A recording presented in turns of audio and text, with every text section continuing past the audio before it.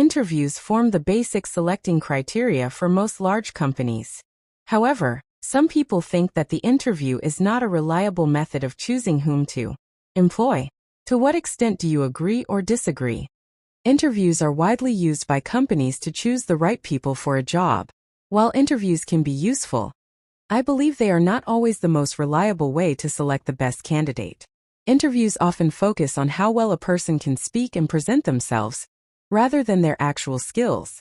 Some people may be good at answering questions and making a good impression, but they may not have the real experience or knowledge needed for the job. On the other hand, some very skilled people may feel nervous or shy during an interview and not perform well, even though they could be excellent employees.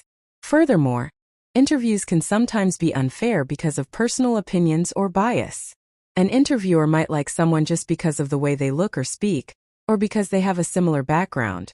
This can lead to the wrong person being chosen, and the best candidate being ignored. However, interviews do have some benefits. They help employers understand a person's communication skills, confidence, and personality, which are also important in many jobs. For example, in customer service or sales roles, how someone behaves and speaks can be as important as their technical skills.